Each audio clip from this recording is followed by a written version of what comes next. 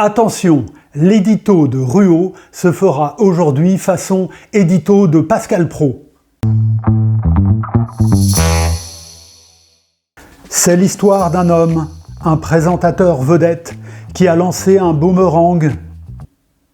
Oui, Pascal Praud n'a pas de prompteur. Il lit ce qu'il a écrit à la plume d'oie sur du papier vélin à en tête du Puy du Fou. Un présentateur vedette qui a lancé un boomerang sans savoir que, comme tous les boomerangs, l'objet allait lui revenir. Le 8 septembre, il avait cloué au pilori 2 journalistes du service public, coupables à ses yeux d'avoir conversé, que dis-je, comploté, dans un bistrot parisien avec 2 responsables socialistes. Tel un Fouquier-Tinville ou un Torquemada, il avait pourfendu leur collusion idéologique avec le Parti socialiste, les avait accusés de forfaiture et de propagande, les avait qualifiés d'attachés de presse du PS. Et qu'apprend-on en lisant aujourd'hui Le Canard enchaîné? Que ce même homme aurait dîné dans un palace parisien avec Nicolas Sarkozy la veille de sa condamnation pour association de malfaiteurs.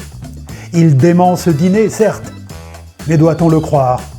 Et concernant le précédent dîner, dont fait également état le palmipède, et sur lequel il ne dit rien.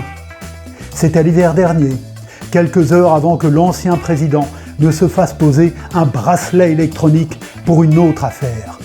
Parlera-t-il cette fois aussi de collusion idéologique? On ne s'étonnera guère de ces agapes quand on sait que notre homme a comparé Nicolas Sarkozy au capitaine Dreyfus. On ne s'en étonnera pas si l'on se remémore les nombreuses fois où il lui a déclaré sa flamme. N'a-t-il pas clamé haut et fort le respect et l'admiration qu'il méritait selon lui? N'avait-il pas signé dans le JDD, il y a 2 ans, un édito au titre évocateur « Sarkozy Forever », dans lequel il dépeignait l'ancien locataire de l'Élysée comme très intelligent, très courageux, très sensible? Alors, parlera-t-il cette fois aussi de propagande? En tous les cas, on ne sera pas surpris par cette proximité de nappe blanche. Et on relira Molière en se disant que l'époque a trouvé dans cet inénarrable donneur de leçons son nouveau Tartuffe.